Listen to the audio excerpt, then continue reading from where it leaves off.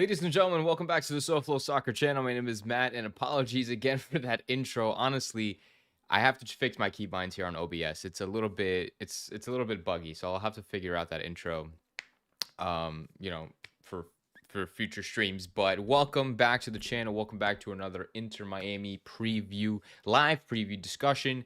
Inter Miami are going to be facing their in-state rivals, Orlando City SC, in which I feel like is like the millionth time we've seen these guys play. But we've absolutely destroyed them last time, the in-state Florida Derby. This is going to be a massive game. Obviously, we all know what happened last time, which I'll get to in a second. But this is a pretty big game, Soccer Sunday. And this is something that Inter Miami needs. We really, really need this game. We need this win. We need to not I don't want to say start fresh, but like honestly, in a way, start fresh. We need to get out of this funk that we've been in the last couple of games, couple of weeks, whatever you would like to say. But I'm so ready. I'm very, very excited. Hopefully everybody in the chat is excited as well. Soccer Daddy brought up the question. I know this is not related to anything, but Soccer Daddy brought up the question, why did I choose my name SoFlo Soccer? Um when I wanted to create a YouTube channel, like I was like, hey, I want to talk about soccer.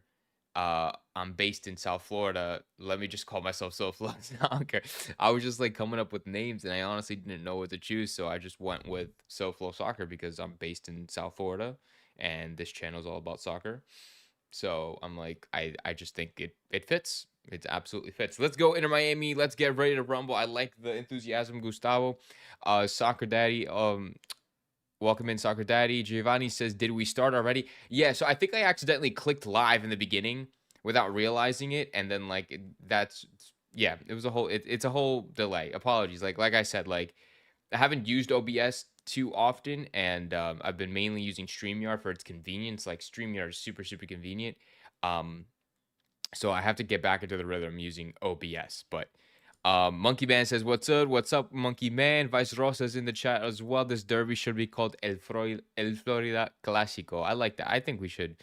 I think we should probably we can name it that, the Florida El Florida Clásico. But I don't know. Yeah, I think it's pretty good. But anyways, we have a lot to talk about today. We're going to go over some news first. As always, we're going to go over some training updates from yesterday, and we're going to talk about the game. We'll talk a little bit about Orlando, talk a bit about the team and how we should approach this game compared to, and just kind of make comparisons to how we've been playing specifically against last time out against San Jose.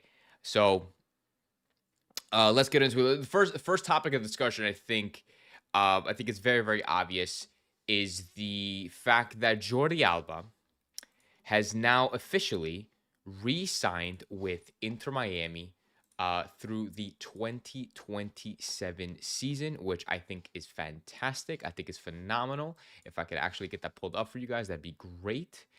But I think it's fantastic. I think it's absolutely fantastic that that he signed, and honestly, it's very well deserved, right? It's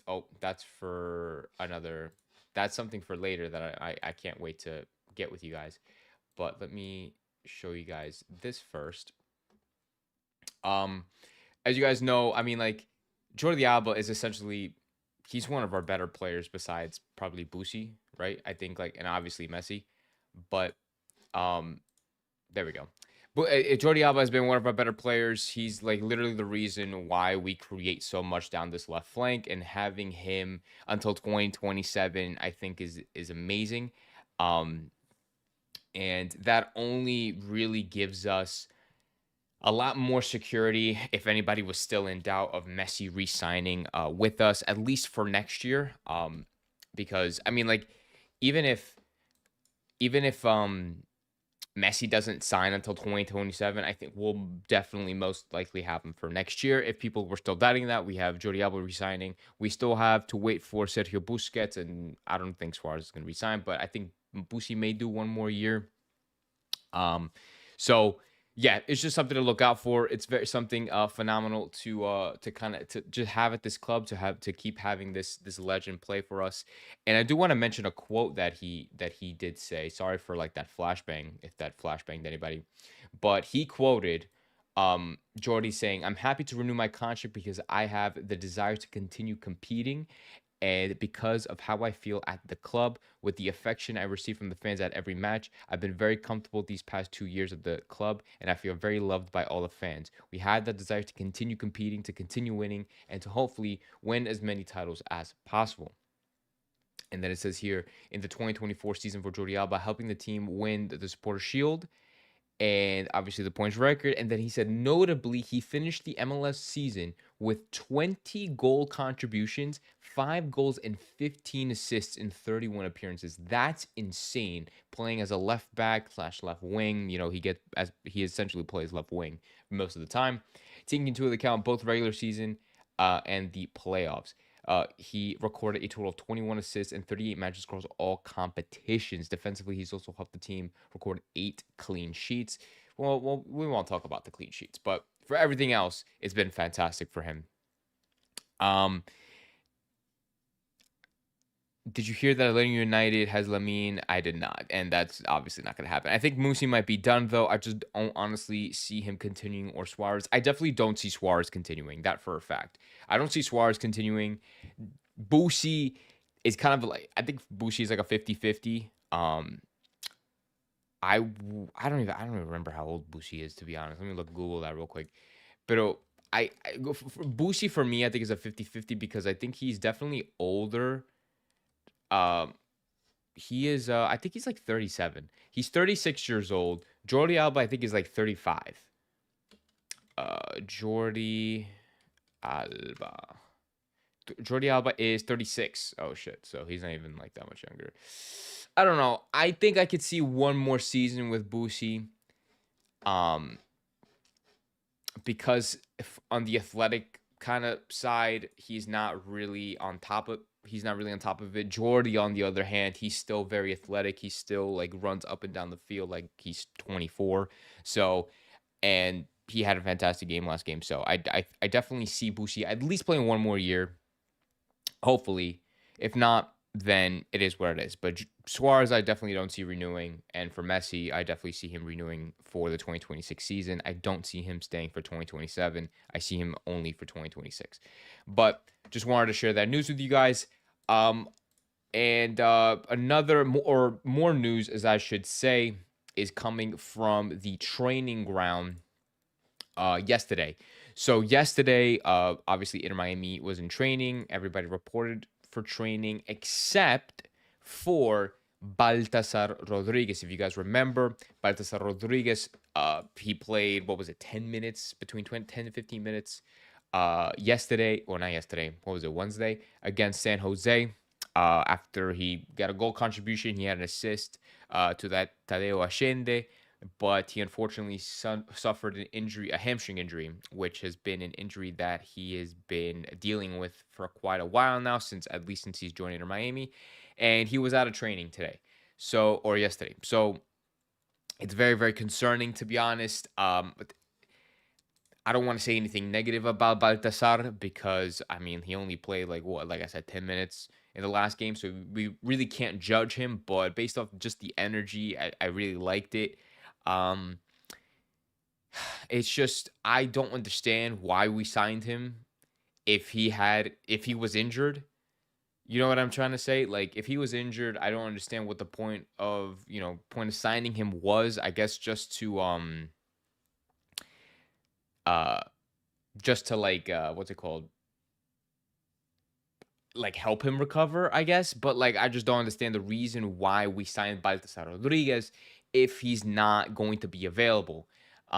He hasn't been available all season, or since he's got here, I should say, and now he only played 10 minutes against San Jose, and now he's most likely not going to be playing on Sunday against Orlando because hamstring injuries are very serious, and like that just doesn't like if you reactivate, I guess, for lack of a better phrase, that injury, there's just no way you're going to come right back into it a couple of days later. So it's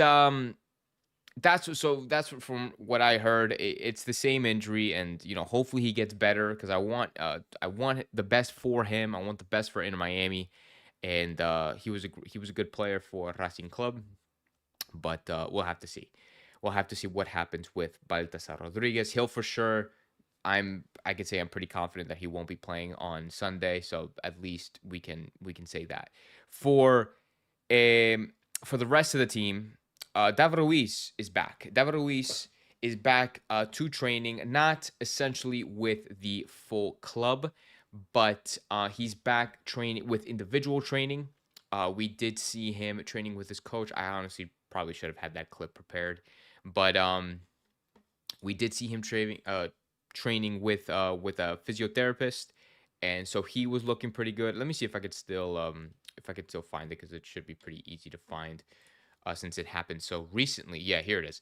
So bam. So here's David Ruiz training individually. So this is looking good. We haven't seen him all season long. He obviously he suffered that injury, and it's good to see these signs, these steps of recovery and so hopefully we get to see him hit the ground running or hit the pitch soon. I don't Obviously it's not going to be on Sunday, and honestly it probably won't be for like another couple weeks, maybe until the summertime. But hey, at least he's back doing individual training and doing well when it comes to recovery. Another thing that I wanted to show you guys was the player report, the MLS player report, which I'll pull up in a second. But before I pull that up, Alano Bando, Fafbico, they also did some individual training work reportedly also on the side. If you guys remember, well, Baltasar has been reported that he had a hamstring injury as well. And then Fanfabico, he was suffering with migraines. So he missed the last two games because of migraines. He traveled with the team, but he couldn't play in the games. Um, for Obando, he had this like mysterious injury that nobody really knew about, so that kind of sucks. He I don't know if we're gonna see him on Sunday, which I mean I guess we'll kind of talk about. I really hope so. I really want to see him on Sunday. But here I'm trying to pull up the freaking player status report. Status report. Um, but hold on. Player status report. Here we go. Okay. So yeah, so I don't know if we're gonna see it. I'm gonna check one more time on the player status report to see if he would be available. I don't know if actually Inter Miami is gonna be on this because we don't play until tomorrow. Unless they, oh yeah, okay, they're here. So no, so Dre Calendar's on this with the sports hernia. Baltasar is out, confirmed. So Alan Obando and Fabio Pico, they're not labeled out. So they are available for selection. They are available to play, which means we should be seeing them hopefully play on Sunday, which is great news. I think is amazing news. Baltasar is going to be seated for Obando, and Mascherano will have the Fantastic Four or Fantastic Flop Four, aka Lujan, Redondo, Chelo, and Suarez.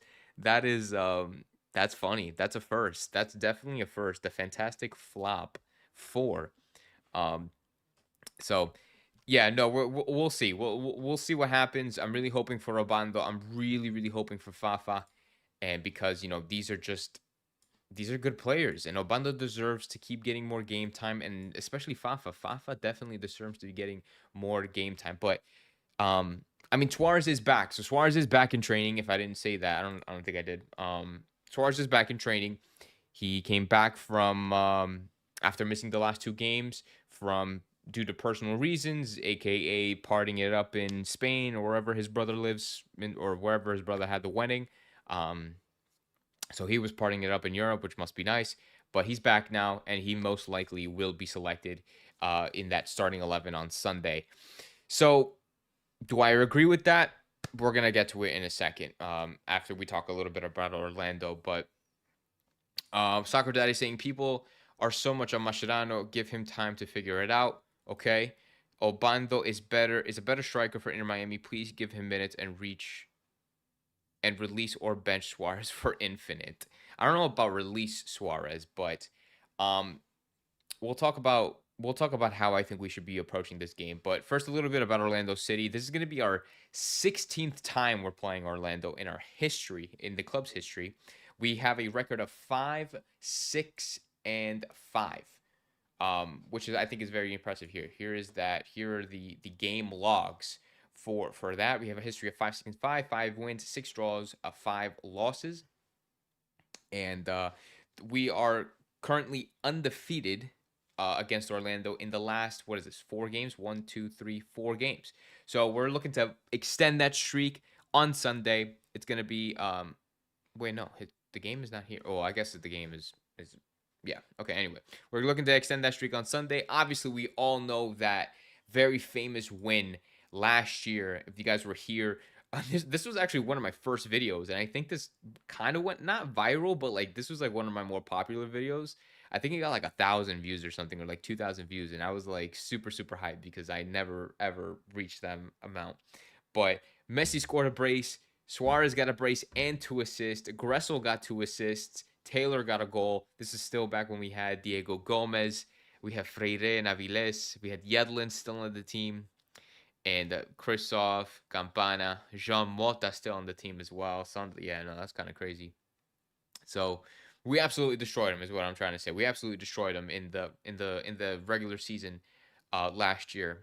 And then later on, when we met them again, it was a scoreless tie, but that was away from home. And then obviously just recently we played them in that friendly. So this is gonna be a crazy game. This is gonna be an absolutely insane game. I think Orlando are actually coming off a win. They beat I think it was Charlotte. I think they beat Charlotte 3-1, which is very impressive against a good team like Charlotte. Um, so and they currently sit about 6th place, I believe. Let me double check that. 7th place now. They sit currently 7th place. If I show you guys standings, they currently sit 7th place in the Eastern Conference. We sit 5th. We have a game in hand compared to the rest of the teams, except for New York. They played a game more. So with this win, this will put us 25 points. It'll put us in 4th place, which would be great. Um, you know, the higher the better, I guess, with that, right? But yeah, that's all really I know with them. And honestly, and I think with when it comes to their players and who we really have to look out for, it's Ojeda. We really have to look at Ojeda. They have Pasalic, who is really good, as well as Araujo can be pretty good, and then Muriel being Muriel. I think Muriel is like kind of inconsistent. Um, I know he has 5 goals in 13 games, 11 starts, 2 assists. It's not really bad. It's a lot better than fucking Luis Suarez. I can tell you that for sure. So it's a decent team. It's a very decent team. But it's definitely winnable and beatable for Inter Miami's, which should be standards, which is something that I'm going to get into right now.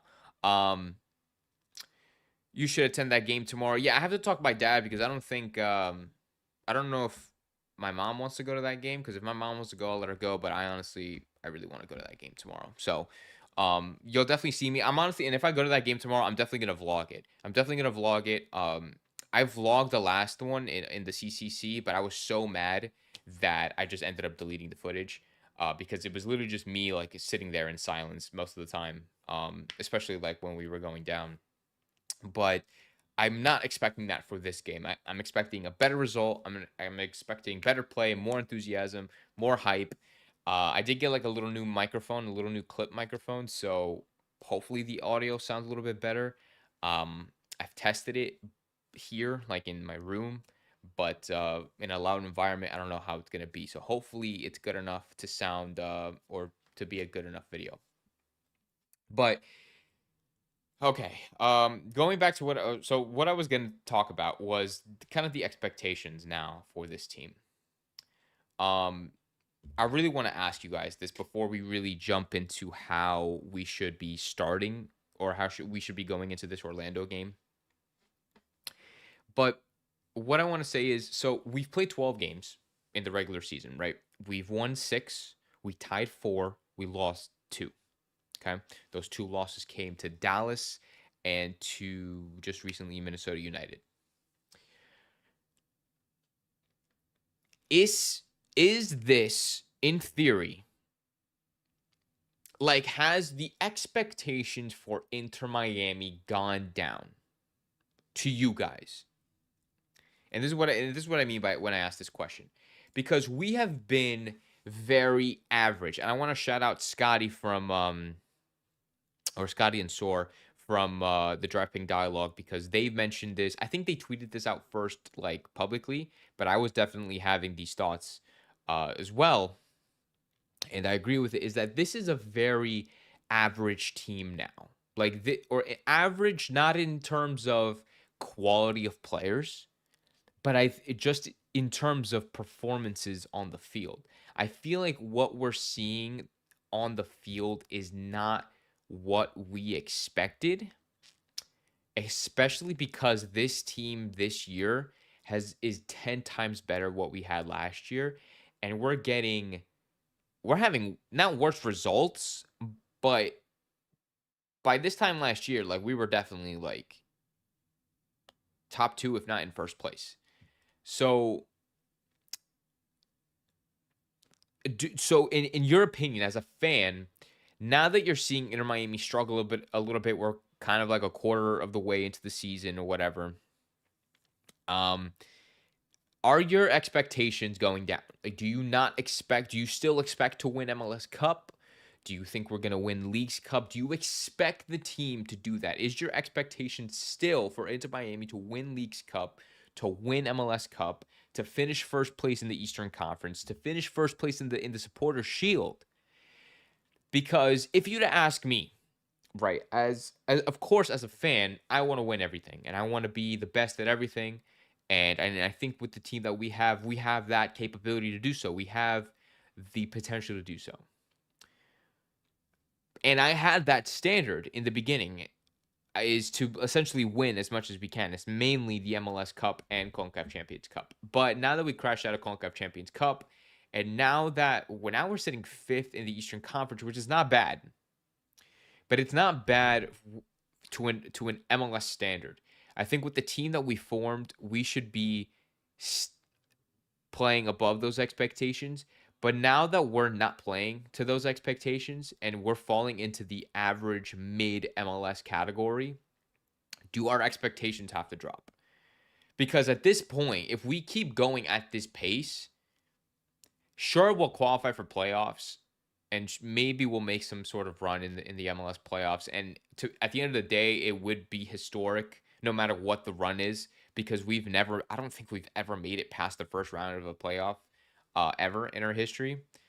But is that going to happen? Like, in the run that we're going on right now, I don't even know if we're going to win Leagues Cup. Which, if we win Leagues Cup, we'll get a CCC spot. Like, you guys know what I'm trying to say? Like, you guys know where I'm trying to come from? Like at the rate that this is going, it doesn't feel like we're gonna win anything. And I don't want to be too dramatic, right? Because I know slumps are slumps, right? And we essentially only lost 2 games in the seasons, in 12 like, we've lost 2 games out of 12, which is not bad. Um, but I don't know. Columbus and Cincinnati, big game for the Eastern Conference. Oof. Yeah, there's a couple of big games that are happening today. Derby game will be hyped. Recently bad results. Expectations are still there, says Soccer Daddy. Upcode says expectations are definitely down until changes happen. Zero confidence in Mascherano to choose the right team. All I'm asking for is to start Frey and to push Jordi to winger. Giovanni, hold this thought, Giovanni. Bring it back. Here, I want you to hold on to this comment and bring it back in a couple minutes, because I'm going to show you guys something. I'm going to give you guys a visual, okay? I'm going to show you guys the vision. We have the pieces. It's a matter of whether Mascherano wants to place them or not with this coach. No, says Summer Sunshine. This isn't the slump. It's a clear mismanagement of personnel, said Upcode.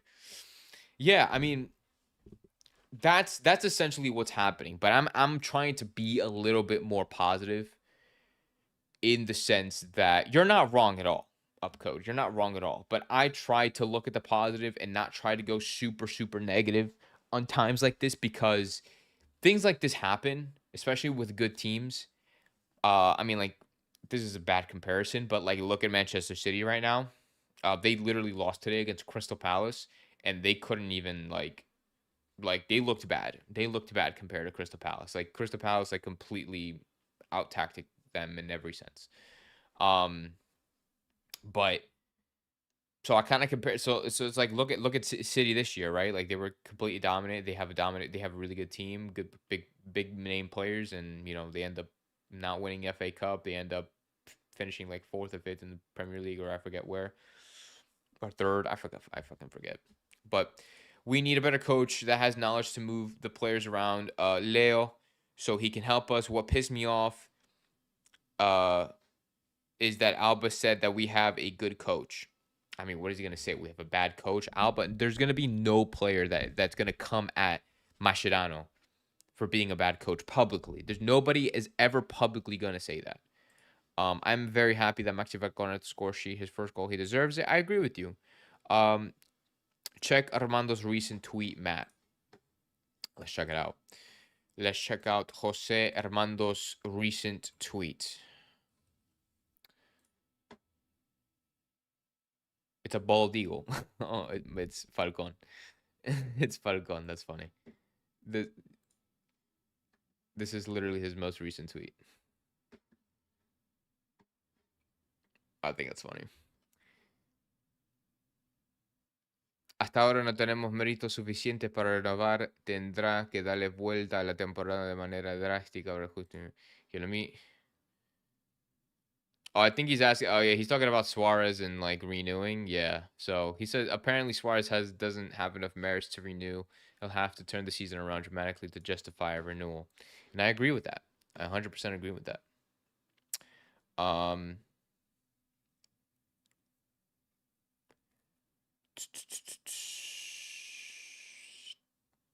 Oh yeah. So I don't know if you guys. So LA Galaxy. We'll talk about this and then we'll go into and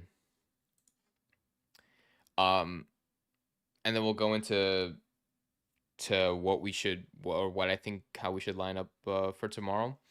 But LA Galaxy re-signed their head coach, right? And I was so confused because literally I'm like, don't they have aren't they having the worst season in MLS history right now? Greg Vanney is his name. Greg Vanney.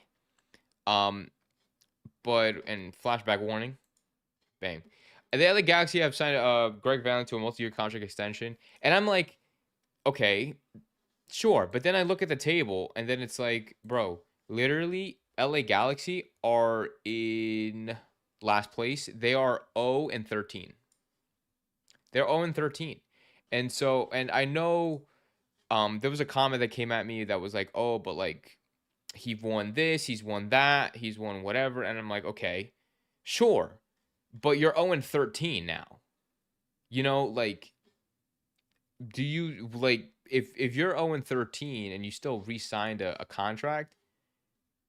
Imagine what Inter Miami's gonna do with. I know like these are like two extreme like situations, but it's like if you're 0-13 and you're renewing a contract, imagine what Inter Miami's gonna go through with Mascherano. You know what I'm saying? Like, Mascherano will literally sign a 5-year contract after this season. If like this is how, if you want to make comparisons. So it's it is what it is, but so how the LA Galaxy really coach and there are 11 positions. Yeah, no. So yeah, no, it's because of like what he brought to LA Galaxy at the same time, but I don't want to get like too specific into that stuff. But I'm not saying that Mascherano should be sacked. I'm not saying any of that, to be honest. I'm not that type of guy. I'm not a guy that like goes immediately to sacking the manager. Especially when, and in my opinion, I want to call it still a rut or like just a bad phase, just a phase of bad form. But I do want to say that it's important that Mascherano opens his eyes and realize what he's doing and realize what he's doing is wrong, and hopefully he can fix it, because this is like, I don't want to take it to the extremes, but it's getting bad. It's getting bad, and we need to do something. We need to do something about it. Whether that's him essentially selecting the right personnel, selecting the right players for his squad and playing them in the right positions. Not continuously playing Banco Cremasio as a right mid, and that's not playing Telasco Segovia as a winger. That's potentially seeing Tadeo Ashende as a nine, whether that's a false nine, like a poacher, an advanced forward, whatever the case may be. Like that's exactly what needs to happen. But we're gonna get to that right now because I have something for you guys. Um, if you guys don't know, oh well, let me get to these two comments. Mas and Beckham fired Tata for a record-breaking season. They will fire Mascherano. Well, they didn't. Tata left for personal reasons. That's the excuse of why Tata Martino left. So I'm if that's true, if it was for personal reasons and he didn't just get sacked.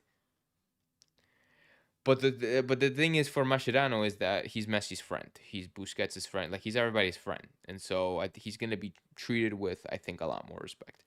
Did you see that Di Maria is not playing for Benfica at the Club World Cup? Do you think Miami will make a move? I really hope so. I really, really hope so. Uh, because I think it'd be cool. I think it'd be absolutely freaking sick. To have Di Maria here for like because I think we have like what 10 days to sign a player or something. I think it'd be dope. I think it'd really, really, really be dope. And to have Di Maria stay after Club World Cup, I think would be even cooler. And now that fucking Baltasar is like not can't even stay fit, he's gonna completely like he's not gonna have a chance to prove himself. And Fafa's not getting playing time. They like Segovia's not doing well on the wing. Gramachi's not doing well on the wing. I think it's time for a Di Maria incoming. And I honestly, if that's I have Di Maria right there. If you guys didn't notice, I love Di Maria. I have a Di Maria jersey that's literally hanging in my closet. Um, I think Fideo's coming. I think Fideo's coming. I think he'll be here. I don't know if he'll be here after World Cup. That's something we'll talk about in another episode. But I'm excited. I'm excited if for a potential Di Maria move. Sir Octi's excited about if Fidel coming. Upside thinks Di Maria's coming. I think he's coming. I genuinely think he's coming. Um, but we'll see. I can't wait to. Hopefully it happens, and I can't wait to make that episode, make the live for you guys. It's gonna be sick.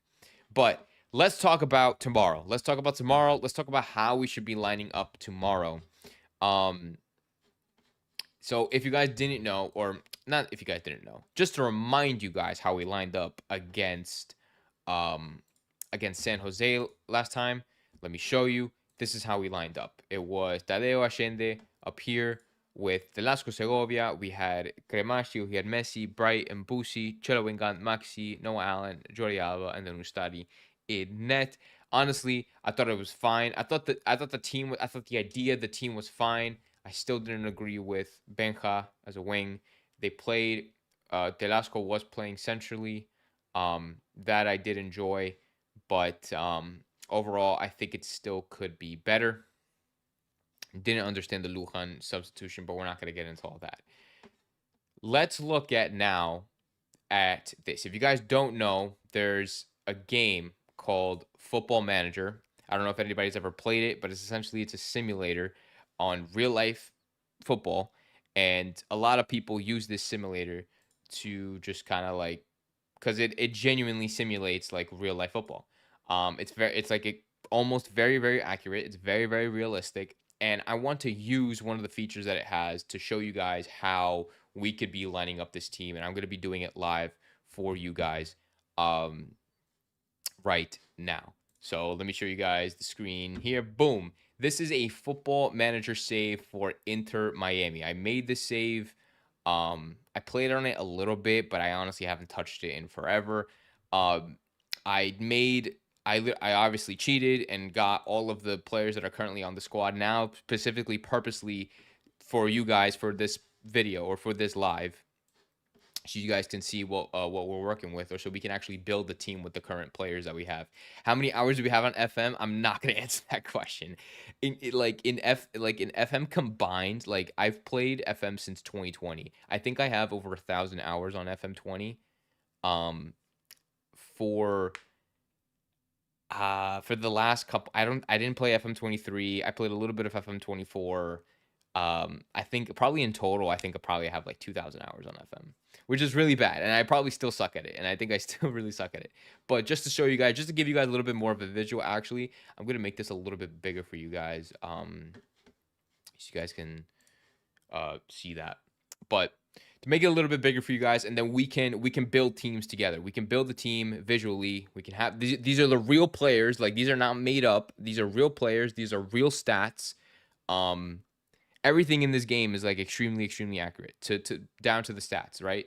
So like, for example, Chelo Engant, like these are Chelo's actual stats, like based on this game. Here, let me make my thing a little. Actually, let me move my head right here so you guys can see the stats. Like, these are his like, he has a 19 work rate. He has 16 stamina, which is good. Like, it goes between 1 and 20, 20 being the best, 1 being the worst, 10 being obviously in the middle. What's his passing? Let's look at his passing stat. He has a 12 passing according to FM. He has a 12 crossing according to FM. He has 8 dribbling, so he sucks at dribbling. But other than that, it's very like bang average stats. It's very bang average stats. Just as an example, right? We have Telasco Segovia here. We have Busi, we have Redondo, Messi, Suarez, Tadeo Allende, we have Jordi, Allen, Lujan, Ustari, and then we have the bench on the right, right here: Obando, Cremashi, Falcon, Baldassar, all the above. So, um, okay, so this is how I would personally line up this team, and I want you guys to tell me differently. Like, if you disagree with me, tell me that I'm wrong, and just tell me in the comments what you would change. So, and I'm gonna base this off of Mascherano's tactical approach, right? So Mascherano likes doing the 4-4-2. He likes doing the 4-4-2, or the 4-2-3-1 when we go out on the attack, or like this, right? Like, when we go on the attack, he goes like this. Um, he'll put us, and then he'll drag wingers up here, and then he'll bring wingers like well, in theory, it goes up to like this, and then, you know what I'm saying? He'll have like the 4 strikers up top. Messi will come in more centrally, shit like that, and then Busi would kind of just orchestrate the midfield from here, and then Redondo would push up here, whatever, or whatever the case may be, right? That so I'm gonna approach it based off what Mascherano would or how I think he should do it. So if we're going with the 4-4-2, right? I think Messi has to play on the wing. I think Messi playing as a wing, as a playmaker, like if you were to play him as a playmaker, then he can go wherever he wants. He can go in narrow, he can go wide. He doesn't have to drop too much, but at the same time, he doesn't have to be all the way up here. Like, he could be lingering in this midfield. So as like, if he goes into these central areas, we can have players that drift wide, or we can have an attacking fullback that can take that right space, right? So I think Messi on the right as an advanced playmaker would be good. I think Suarez as a target forward is the perfect position for him.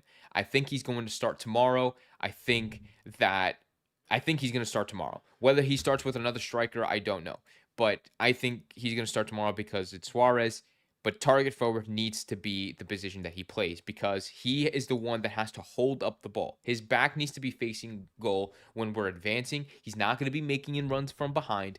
And then he has to wait for players like Tadeo Allende, who I think should be his striker partner, to make those runs, to look for the space, for Suarez to bait the defenders, and in creating more space for Tadeo, and for another center back or center mid that or winger that will be coming in through here. So I think, and then yeah, so I Tadeo Allende would be the advanced forward. So that's what I think the kind of the attacking side should be. In terms of the midfield, I obviously think Yannick Bright. Yannick Bright needs to be the center mid on defense, at least. If you're not going to play him as a DM, then play him as just like a regular center mid, but with more defensive capabilities. For Boosie, I understand that he is like the orchestrator that you want to play him as like a DLP, a deep lying playmaker, um, because of his vision, because of his technique, because of his passing, essentially. He is able to do these things from the midfield. He's able to orchestrate the midfield very well. But I mean, like you can honestly, you can have he's not going to be able to have that athletic ability to transition to defense. So it's like, why do that? If you have players like Segovia, who is a quite literal, you can have him as a box to box player and you can have him literally roaming this whole left side. Like, this could be Segovia's whole thing. And if you play like this and Segovia kind of takes all of this space right here, I think we're gonna be pretty golden, honestly, because Jordi Alba is gonna be pushing up this left flank anyway. He's gonna be Jordi Alba is gonna be playing essentially left wing. Jordi Alba is essentially gonna be playing left wing, and if Noah Allen fills in that role, Bright can drop back like this, and then we'll have another center back in Maxi Falcon, um, and then Telasco can come like this, Busi can come like this, and then maybe Bright can push a little bit further up with the defense. They'll probably press a little bit higher up like this. So that's kind of the attacking kind of mindset, but essentially that's what I think should happen. Busi or Segovia, play him centrally. If he wants to take wide spaces, let him. But I think Jordi Alba is going to be over here anyway. So it's like, might as well give him this central space. Let Messi kind of be on the right. Let's not have two mids like that. You know what I'm saying? I don't know. I don't know what you guys. I don't know how you guys agree with me so far. But here, let's shift this back to this and this and this. And then for the center for this, we need to have Noah Allen playing wide center back or left center back, because while Jordi Alba's up here, Noah Allen's going to be covering that space no matter what. And then Maxi will probably either shift over or push up with Yannick Bright and do something like this and go like this, right? And that'll probably be the offensive shape. I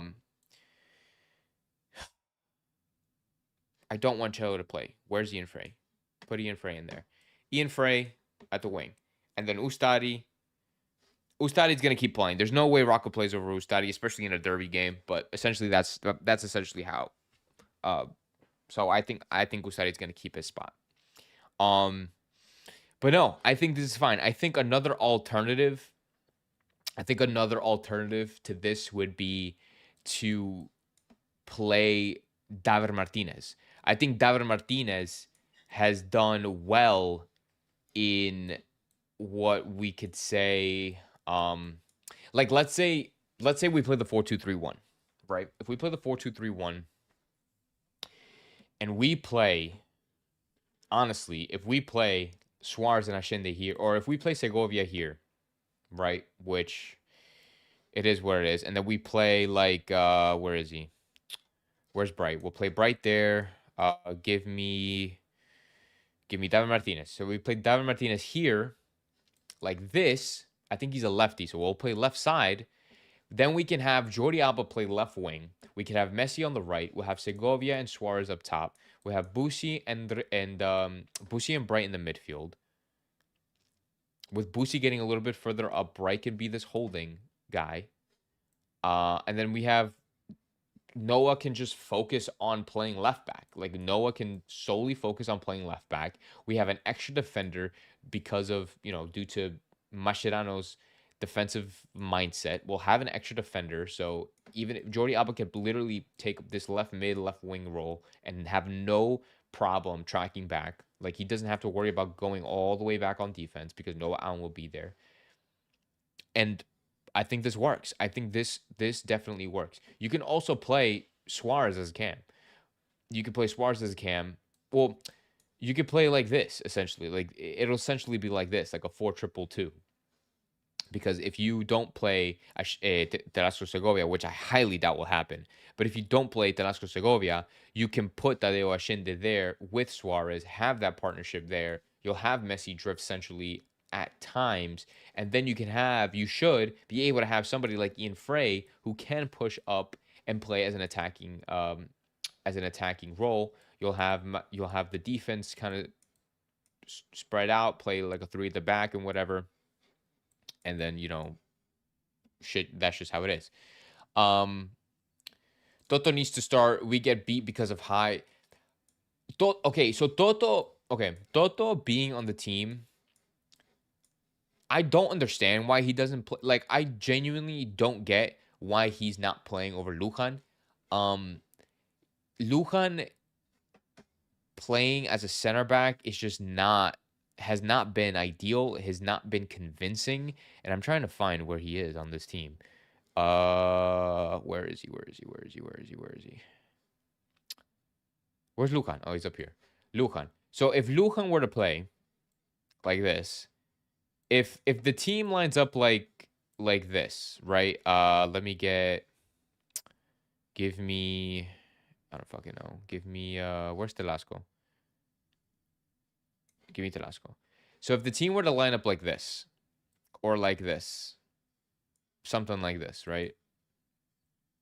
Um, like this, I guess, or like this. Like, why is Lujan here? I think Lujan, like, if Lujan doesn't provide us anything positive, it has to be either Falcon. And if we put Toto Aviles, where is he? If we put Toto Aviles is a better winner. Like, he's a better ball winner. I genuinely believe that. Let's look at his stats. Like, I mean, I know this doesn't tell anything in real life, but I think he's a better ball winning player. And that, how tall is he? He's 6'1". Toto Aviles is 6'1", bro. Toto, like, compared to how tall is Lujan? Lujan is Lujan is 6 foot. There's no fucking way Lujan is 6 foot. I highly doubt that shit. Chill still in the lineup? No. Okay. Now I'm with you. Hear me out. 3-5-2 as the formation. Just try it out. 3-5-2 as the formation. Just try it out. 3-5-2. Let me just do this. 3-5. Like 3-5 like this. Obviously not with these players in these positions, but like this. Speaking of Ustari, what up with him lately? Ustari. So Ustari is getting exposed. Okay, before we continue with this formation, let's talk about Ustari real quick. Ustari has been. This is a topic that we have to talk about because Ustari is really genuinely been getting exposed, for his being a very mid goalkeeper. Everybody was hyping up Ustari and seeing like, oh, he's my keeper. He's way better than Drake. Drake needs to be sold. Drake needs to be. No, like, I was never a Drake out person. I've always but I've always backed Ustari, and I've backed his positives. I've also called out the negatives about Ustari. But I did the same thing with Drake, and I did the same thing with Rocco. Ustari has been getting exposed as a mid goalkeeper because we've been lacking defensively. Like, obviously in the last game, that doesn't really show it because Ustadi quite literally was responsible for all three goals, mainly for the first two. The third one is a little what is kind of opinionated, but for the first two, it's fact that he should have done better. But Ustadi has like, if we get if the ball or if the attacking phase of play gets past our line of defense, like, it's almost a guaranteed goal. We've seen in the beginning of the season Ustadi making like almost like goal saving saves, right? Like, he would really be a shot stopper, but I feel like Ustadi's being exposed a little bit too much. Whether that's his age getting to him, his lack of like his footwork in the last game was really bad. I mean, like, his diving was really off. His quickness was very slow. Like, he didn't have a lot of speed. He didn't have a lot of like oomph to his goalkeeping ability. And so I think that I'm not saying that he should be benched because, like, I don't want to come at him or like crucify him for having a bad game, but this is something that we have to keep an eye out for because we have to remember this is a 38-year-old goalkeeper that we're playing right now.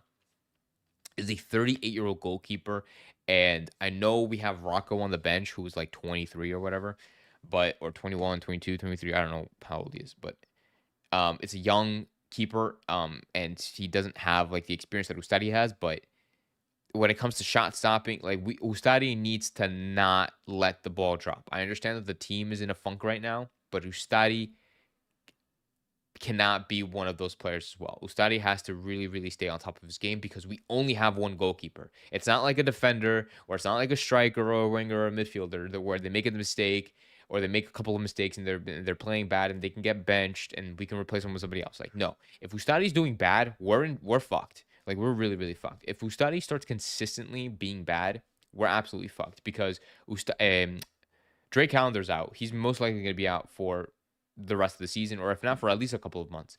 And Rocco is not getting that opportunity to play. Like, he's not been given the trust or the opportunities to get those minutes to play in the big games. And there's no way that Rocco's going to be playing tomorrow. Zero chance. So it's up to Ustadi. It's literally up to Ustadi. So Ustadi is what I'm saying is Ustadi cannot let the ball drop because we only have one goalkeeper. And if he's fucked, then we're fucked. Because if we have no goalkeeper, we're going to be letting goals in like it's nobody's business, no matter how good the defense was. And we've been praising our defense in the beginning of the season. We've been praising on how good our defense has been playing. We've been praising how few goals we've been conceding, the clean sheets and whatever. But we cannot let it drop. We cannot let this drop. We have to make sure Ustadi is on his game constantly. We have to make sure that the defense can stay on point and not get exposed so much. Like against San Jose, like we cannot let that happen against Orlando. But we have to see. We have to see what happens. So that was just my take on Ustadi. He's like 5'10". Lujan is here because Mascherano. And now that he's a dud, Mascherano's trying to make it work so it doesn't look like a complete idiot. Diamond winbacks. 2 DMs, 1 CM, 1 cam. Let's go back to this. Diamond wingbacks, 2 CDMs, 1 CM, and then a cam. Like this.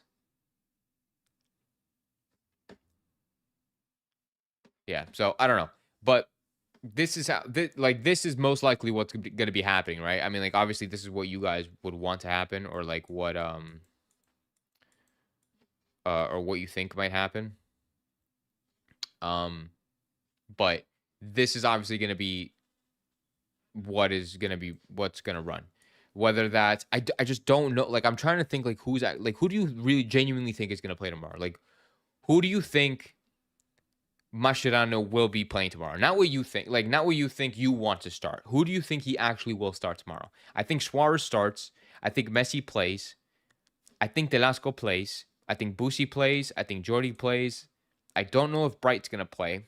I mean, like, and I'm not sure because I don't know how much Mascherano has completely transitioned to being a Bright supporter over Redondo. I really hope he fully committed because I really hope so, but I'm just not sure if Bright will start. I don't know if Ashende will play. I don't know. Even though he scored a brace, I think he should. I just don't know. You think Chelo starts? Okay, let's build this around what actually might happen, right? So Chelo is gonna play. Aviles is not gonna play. So we'll let's hopefully put in Maxi. Let's put in Noah. Let's put in Jordi, Ustadi. We have Messi. Do you think Messi's gonna play like this, and then Segovia and Ashende is gonna play on the wings with Bright and Boot? Like, do you think this is gonna happen? This is how it's gonna be. You think Redondo's gonna start? Says Sean. Both goalkeepers are not big or tall. They look so small next to the opposition team players. And when we have a corner, Jordy might get a rest. He's been holding on to. Yeah, so he's been dealing with the groin hamstring injury or what. We don't know what injury it is because he hasn't been like. There has been no label under it, but he has been suffering that for a while now. At least since probably since the beginning of the regular season. Because every time that I go to the stadium and watch them play, when I look at Jordi Alba, he's holding on to the hamstring, he's holding on to the groin, he's holding on to a lot of things. So I don't know. Hopefully he's kind of taking it easy. Hopefully he's recovering. I mean, like, this would be a pretty big game to miss if he does miss it. It's honestly not the game you want to miss, but Fafa, I mean, like, Fafa's back into the team. Like, he is set to, well, he's not labeled as out or questionable. David Luiz is most likely, yeah, no, I think David Luiz is out. Who else? Baltasar is not going to play. He's been ruled out. Are we going to see Alan Obando? I mean, like, if we see Alan Obando, like, if we can see an Alan Obando like this in a 4-2-2 or 4-4-2, like, can we just do it? Like, can we just see Alan Obando and a Suarez play together? And then if you want, you can play, you can literally play Fafa and Messi on the wings. I think this would be fine. I genuinely think, like, I want to see what happens when we bench Terasco Segovia. I genuinely want to see what happens.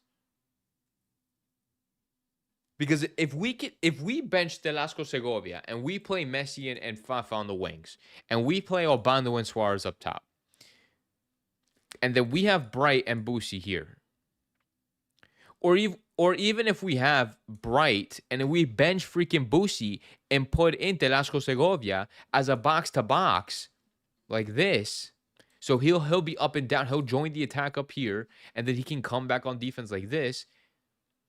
And then we'll have you as like a ball-winning midfielder. That would work too. Not saying that we should be benching Boosie because he's bad, because Boosie has been fantastic ever since he joined the team. But I don't know. It's just something to really think about. And this is probably our best defense besides Chelo. I think these are our best defenders. It's not really anything going about it. As long as, listen, at the end of the day, as long as Miami really take advantage of the wings. We scored all 3 goals based off the wing. We scored all 3 goals against San Jose from the wing. It was crosses from Jordi Alba. It was literally, the Baltasar goal was literally Messi passing at the Baltasar at the right side of the box, and he put a low cross into Tadeo Ashende, scores. Like, and then Jordi, yeah, both of the first 2 goals were Jordi Alba crosses from the left. We need to take advantage of the wings. We need to play more wide. We need to use Messi and Suarez as fucking bait. They need to be bait. And what I mean by that, they need to draw defenders away. They need to draw defenders away. Do not pass the ball to Messi and expect him to do something like dribble by 3 defenders like he would normally do. It's like, if he does that, it's just magic, right? Because he's fucking Messi.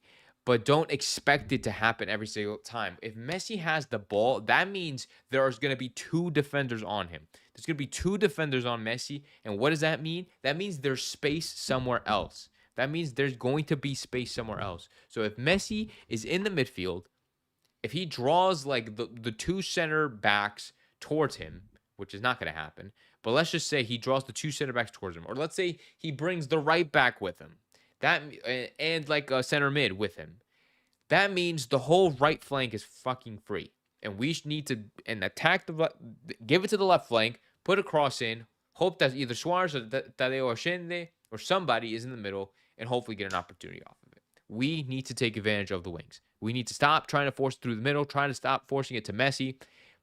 Literally, Tadeo Ashende, the 3rd goal that Tadeo Ashende scored was scored because he was free. He was free because Messi was being guarded by 3 guys. Messi was literally guarded by 3 guys.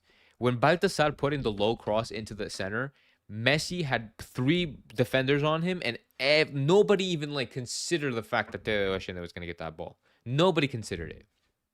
Because he's Messi, he's going to get all the attention. The same thing with Suarez. They're going to get all the attention. They're going to get they're going to get man marked all day. Make plays to the other players. Let them create space for the other players so then they can have opportunities in front of goal.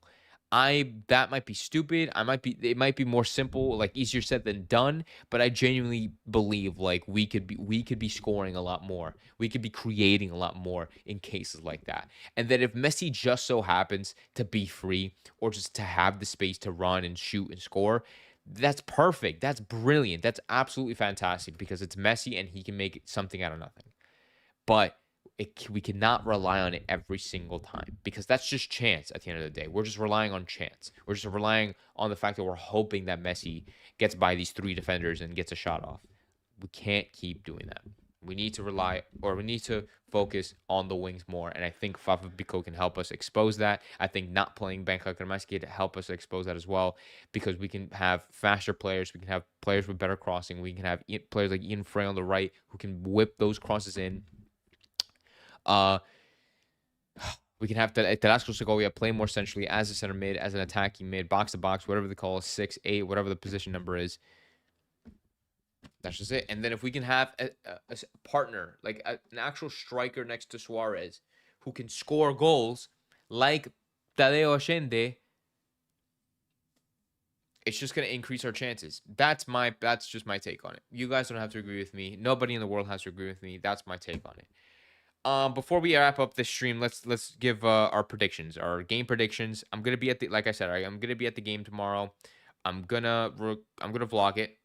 And I'll post it whether we lose or not. I'll post it as long as I don't like fucking go batshit crazy, right? Like as long as it's not like I'm not in a bad mood or whatever. Like because for the CCC I was in a terrible mood. I was in a very, very terrible mood, and I was not about to post whatever I posted. But I don't think that's going to be the case tomorrow. I think it's going to be awesome tomorrow. It's going to be a lively environment, lively stadium. It's going to be packed. We're going to have a lot of Orlando fans in there as well, so it's going to be nice.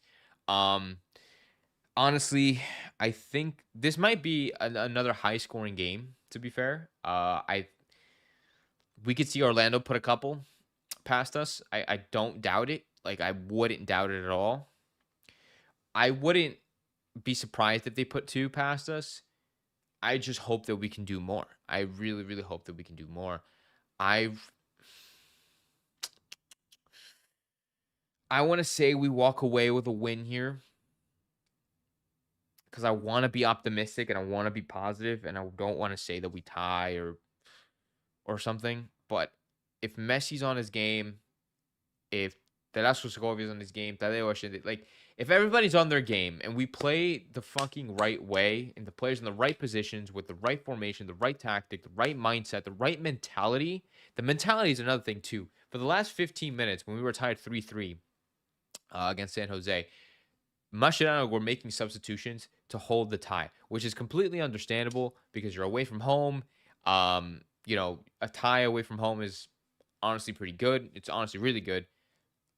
But there was like maybe 10 minutes, 15, maybe 20, like 20 at most. Or whenever those like last subs were made, where the defending subs were made with Martinez and Lujan or whatever. Whenever those subs were made, like Inter Miami, there were moments where Inter Miami, especially Messi, like would genuinely try to go on counterattacks and genuinely try to get the game-winning goal and not just settle for the tie. We need that Miami for 90 minutes straight. We can't, like, we need that Miami for 90 minutes straight. This Miami team is what I've been noticing this season has been getting very, very discouraged every single time we get scored on, every time we lose the ball, whenever we're losing, like we get discouraged very, very quickly is what I've noticed, which is not something that has happened before, I would say. Like we would get discouraged, sure, but we would always, always get a way to bounce back. And that's probably because of having players like Messi and Busi and Suarez and having that mentality and helping the other players have that mentality as well. But for some reason, it's just not rubbing off the same this year, at least now in this state. But hopefully that could change. Like, we need these guys to be absolute fucking animals. Like, we need these guys to want to win, to want to play, give us 110% for 90 minutes. And we need Mascherano to not pussy out and give us, like, defending substitutions in the 80th minute when we're up 2-1. Like, we can't have that. We cannot have that, because if we sub in Lujan in the 81st minute and we're up 2-1, like that's bad. Like that's really, really bad, because like anything could fucking happen. Like what if Orlando tie it up 2-2 in the 83rd minute and we have Lujan, Martinez, Maxi Falcon, and Noah Allen and Chelo Gant as the back five or back six or whatever the fuck we end up playing. Like we're gonna have no attacking players. So we just gotta play careful. Or careful as in don't play like pussies. Fucking Sean says another 3-3 tie. We can't fucking lose. Messi will show up. John Hancock says, or Jay Hancock says, 4-1. A low scoring game benefits Orlando. So I mean, like if Orlando, I won't be surprised if Orlando tries to come out defensively, but if they know Miami and they know how we play, they shouldn't come out defensively. They shouldn't go into this game playing defensively. They should be going out like especially maybe for the first half they could play conservative, but in that second half they're probably going to come out like full on. So we just have to be prepared for that. I think we're going to win 3-2. I know it's a little high like in terms of scoring, but I just for some reason I just see us conceding 2 goals, and I just really hope that we can just outscore them. So I'm saying 3-2. That's my final prediction. Um, and we'll just have to see. I just really, really hope we can come out with a win tomorrow. We really, really need it. Inter Miami really needs a good performance, and I think all the fans really are in desperate need of a win, like a proper win. Um, but yeah, like I said, just a reminder. Like I said, I'm gonna be vlogging the game. I'll be there tomorrow. If you're at the stadium, feel free to say hi. I'm in section 124. Feel free to say hi. Uh, and yes, and I'll try to have that video out as soon as possible, either Monday or Tuesday, but probably Monday. I think I'll probably spend probably the entire Monday editing it. Um, so yeah, just for you guys. Also, another reminder: I'm still doing that giveaway. I have 2 extra seats for my to go to the Miami game. So if you guys are interested, there's a video on my page at the front of the page. If you guys want to enter it, it's completely free. There's no ifs, ands, or buts, no catches, no anything like that. If you guys want to win 2 free tickets to go see Inter Miami versus Columbus Crew at the end of the month, just watch that video, enter the giveaway. That's just a thank you from me to you guys. So thank you guys for all your support. That is it for this live preview discussion for Inter Miami versus Orlando, the Florida Derby, El Florida Derby, El Florida Clásico, whatever you would like to call it. It doesn't really have an official name yet, so we can call it whatever the fuck we want. And I appreciate everybody for being here. I appreciate you guys, tuning in, commenting, liking, subscribing, share with your friends. I appreciate you guys very much. I'll see you guys tomorrow for the post-game reaction after the game, and it's gonna be fun. So just keep an eye out because obviously I'm gonna be coming from the stadium itself, so it might be a little bit later than normal, but I'll try to get it out as soon as possible. I'll try to be live as quickly as possible when the game ends. So just keep an eye out for that. Make sure to turn on the notification bell. But other than that, guys, have a great rest of your Saturday. Have a great rest of your night. And ball Miami.